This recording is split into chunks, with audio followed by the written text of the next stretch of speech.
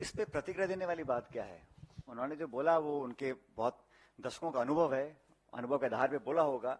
और मैं तो समझता हूं कि हम सबका अभी सामूहिक ध्येय यही है कि हम एकजुटता से चुनाव लड़ें, कांग्रेस पार्टी चुनाव जीते, और जीतने के बाद जो हमारे विधायक जीत कर आएंगे उनकी राय के साथ एआईसीसी की जो लीडरशिप है वो चर्चा करेंगे, और जो भी निर्णय लिया जाएगा वो सबको स्वीकार होगा। और ये बात मैं राजस्थान की नहीं बोल रहा हूँ, ये तमाम प्रदेशों में ऐतिहासिक रूप से कांग्रेस पार्टी की यही परिपाटी रही है कांग्रेस की, और ये कन्वेंशन रहा है कि चुनाव बहुमत प्राप्त करने के पश्चात सभी विधायक बैठते हैं, विधायक दल का नेता चुनने का जो काम है वो एक प्रक्रिया के तहत होता है, और आला कमान और नेता जो हमारे विधानसभा के जीत के आते हैं वो तय करते हैं कि कौन नेतृत्व करेगा।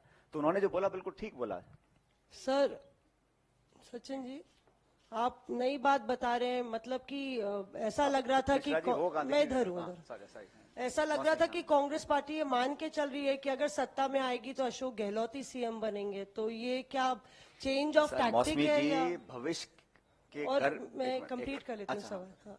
और दूसरा कि आप अशोक गहलोत साहब के लिए बैटिंग कर रहे हैं यहाँ पे, तो क्या आज राजस्थान सरकार और गहलोत को पायलट की जरूरत आन पड़ी है? क्योंकि उन्होंने ऑलरेडी प्रेस कॉन्फ्रेंस कर चुके हैं। वो बात किसी एक व्यक्ति की नहीं है, बात मेरी या किसी नेता की नहीं है, बात संस्था की है, बात लोकतंत्र की है, बात इंस्टीट्यूशंस की है।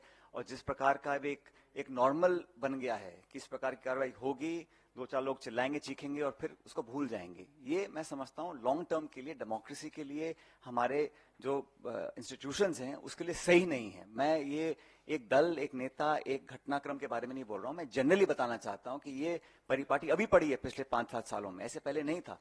ऐसा नहीं था कि संस्था पहले नहीं थी, ऐसा नहीं था कि पूर्ण बहुमत की सरकार पहले नहीं थी, लेकिन ये कार्रवाई जिस प्रकार हो रही है ये पहली बार हो रही है, और इसका संज्ञान हम सब लोगों को लेना पड़ेगा।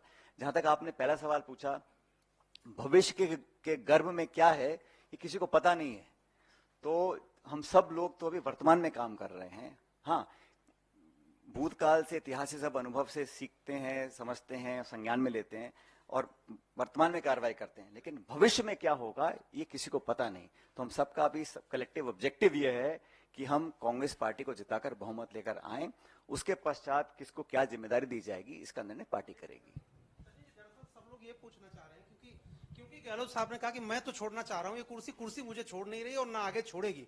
तो सब लोगों का ये जानना कि आपके पास चूंकि जिम्मेदारी है, आपकी कोई केमिकल इस तरह का इजाद आपने किया कि जो चिपकी हुई कुर्सी उसको आप अलग कर सकें, कोई इस तरह का कोई अनुसंधान आप कर रहे हैं? दूसरी हमारे यहाँ सुनो मेरी बात, दूसरी बात, एक छोटा सवाल, आपने तमाम प्रक्रिया बता दी कि हमारी पार्टी में ये प्रक्रिया है, तो प्रक्रिया के तहत 2 ऑब्जर्वर गए थे, प्रक्रिया के तहत उन्होंने विधायक दल की बैठक बुलाई, तो उस प्रक्रिया का पालन तो वहां हुआ नहीं, तो आप कैसे उम्मीद करते हैं कि आगे प्रक्रिया का पालन होगा? है जो आप, मैं जानता हूं मुझसे क्या बुलवाना चाह रहे हो, लेकिन जो जिस घटनाक्रम का आपने उल्लेख किया है वो भी एक शोध का विषय है कि वो, लेकिन वो अतीत में है। मैंने कहा जो समय निकल गया वापस आने वाला नहीं है, अब हमें आगे की तरफ देखना है। बड़ी चुनौती देश के सामने है, ये 5 राज्यों में अगर कांग्रेस पार्टी जीतती है तो निश्चित रूप से 2024 में इंडिया अलायंस सरकार बनाएगी भारत में।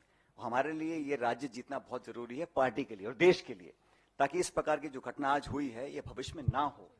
आप जांच करो, इंक्वायरी करो, आप निष्पक्ष कोई भी एजेंसी जांच करेगी, कोई आपत्ति किसी को नहीं, हम स्वागत करते हैं। अगर तथ्यात्मक प्रमाण किसी के पास हैं तो कार्रवाई करें, मैं तो बल्कि स्वागत करूंगा।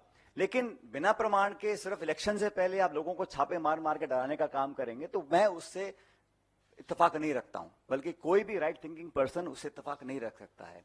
तो हमारा अभी उद्देश्य है, क्योंकि चुनाव डिक्लेयर हो गए हैं, हमने काफी 76 या 75 विधायकों के नाम डिक्लेयर किए हैं जो हमारे कैंडिडेट्स होंगे, तो हमारा अब चुनावी मोड में काम चल रहा है। लेकिन बीजेपी कहीं ना कहीं बैकफुट पे है, इसलिए इस प्रकार की कार्रवाई करी है। मैं नहीं समझता हूं कि अगर बीजेपी को लगता है वो चुनाव जीत रहे हैं तो उनको जरूरत पड़ती इस प्रकार की कार्रवाई करवाने की जो आज करी है। सचिन जी, अशोक गहलोत साहब ने जब प्रेस कॉन्फ्रेंस की थी तो उन्होंने कहा था फॉरगेट एंड फॉरगिव कर दिया है, मैंने माफ कर दिया है और भूल गया हूं। तो सचिन पायलट क्योंकि रिसीविंग एंड पे थे काफी जगहों पर, तो क्या सचिन पायलट ने भी फॉरगेट एंड फॉरगिव कर दिया है? वो मेरे लिए बोल रहे थे, खुद के लिए बोल रहे थे, आई डोंट नो, बिकॉज मुझे तो खड़गे साहब ने बड़ा स्पष्ट में आपके ही सवाल पूछा। मुझे हमारे आदरणीय अध्यक्ष जी खड़गे साहब ने बड़ा स्पष्ट कहा था, जब उनसे मिला था 5-6 महीने पहले, उन्होंने कहा था कि हम सबको मिलकर ये चुनाव लड़ना है। ये चुनाव कोई एक व्यक्ति चुनाव जिता दे किसी भी राज्य में, किसी भी देश, संभव नहीं है।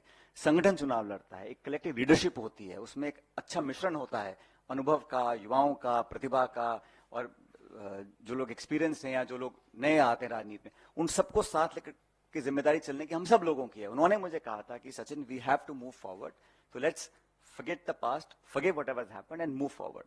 तो हमने तो उस लाइन पे आगे चलने का काम किया है और मैं समझता हूँ यही समय की पुकार भी है कि हमें आगे चलना चाहिए।